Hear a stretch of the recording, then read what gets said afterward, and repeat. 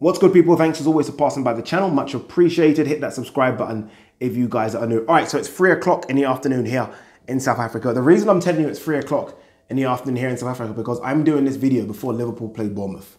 Because if Liverpool do not beat Bournemouth, I don't know what's going to become of Ade in this channel. I'm very serious. I don't know what's going to become of the channel. I probably will take a 3 or 4 day break if Liverpool don't beat Bournemouth because it's going to take that long to recover from the stress of that match if we do not win. So I'm going to film this video now, so it will go up, fingers crossed, before Liverpool play Bournemouth, if not after the game. And I'm probably going to do Chris Eubank, James the Girl as well, because I need to get these videos out of the way. And again, if Liverpool do not beat Bournemouth, I'm not saying draw, I'm saying if we do not beat them, then I'm probably not going to film until at least Saturday today, Tuesday, Wednesday. It's going to take that long to mentally recover. I'm just getting it out there. Talking of Liverpool, David Price. Right, I feel like we all wait with bated breath to see who the next opponent for David Price will be.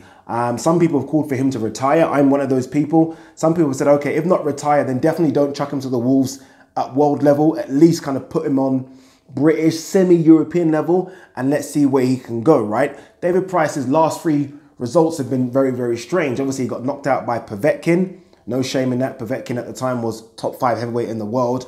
And then he had that kind of weird fight against Sergey Kuzmin where he retired because I think a torn bicep. And then he had the Tom Little fight, which I think will stop prematurely. I think he would have gone on to probably knock out Tom Little, but regardless, it will stop prematurely. But David Price physically looked the best I've seen him for years in the Tom Little fight. So it would have been good to see that fight go a few more rounds. So we know his next opponent. His next opponent is a guy called Kash Ali, who's an unbeaten guy, 14 fights, 14 wins, 6 knockouts, and he's the Central Area Heavyweight Champion. I have to be very, very honest with you. I've never, ever heard of him before. Seeing a picture of him, I have seen him before, but I don't remember him fighting. So I had to go and look at his record, as I think most of you guys would have done right now. And there's not much on the record. I have to admit, there's not much on the record. So it's a weird opponent for David Price, a very, very strange opponent. I feel like we're going down, down, down, down, down, right? I mean, Povetkin, okay, he's not at that level. Kuzmin, is he at that level? Maybe, but then we went down to Tom Little, around the Southern Area heavyweight kind of level. And now we're kind of, I think, going down just maybe one more level, or at least staying on the level, fighting and Kash Ali. I don't know what he gets out of this fight. I don't know. I don't know. Again, I've been one of those people that have said, don't let him go world level, don't let him go European level. But I think we're going too far down now, because he's not even fighting an English heavyweight champion. He's fighting a guy that is the Central Area Heavyweight Champion. And I feel like Kash Ali, this is fantastic for Kash Ali. Look, fighting David Price, you beat David Price. I mean, this propels you to at least British level. For David Price, you beat Kash Ali, who, yes, is unbeaten, but hasn't beaten anyone. What do you get from this win? I mean, apart from a payday, I'm not quite sure how big the payday will be. Low 6 figures, maybe 100,000. Apart from that, what do you get from beating Kash Ali? This is a very, very weird matchup. I would have preferred, if he's going to stay in and around the British scene, I would have preferred someone like Sam Sexton.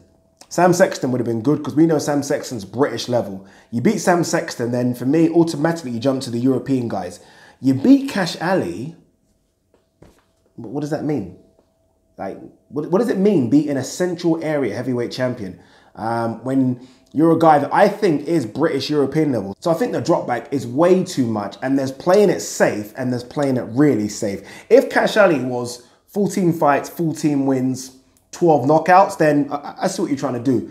But they've played it safe here. He's Central Area Heavyweight Champion, yes, but 14 fights and 6 knockouts for a heavyweight who's fighting at the very, very low level isn't a powerful heavyweight. So the fear that we've all had with David Price is that he will get knocked out. Everyone's got this fear like, oh my God, if David Price gets caught, he's going to get knocked out. They put him in with a heavyweight that isn't a puncher. Again, you'll probably hear the spiel that he's unbeaten, but he's not a puncher at all. It's Kash Ali. So weird matchup. I have to admit, weird matchup. If David Price was 26, 27, then I'd understand the matchup a bit more, but he's not. And these kind of matchups at this stage of your career do nothing. They don't do anything for you. He was asking for Lucas Brown or David, and obviously those two guys are fighting, and I think those two opponents would have been better.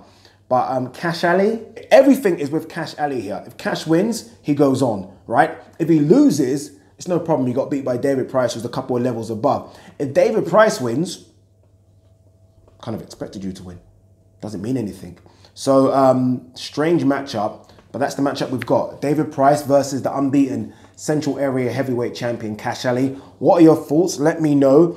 If not this matchup, what matchup would you have preferred for David Price? As I said, Sam Sexton would have been fantastic. Dave Allen would have been good. Lucas Brown would have been good. Fights that mean something and fights that get the public talking as well. This doesn't do anything for me, this matchup. So, look, I'm always tuning in for Dave Price's fights because they are interesting, whichever way they go. But this one, again, does absolutely nothing for him or the general public.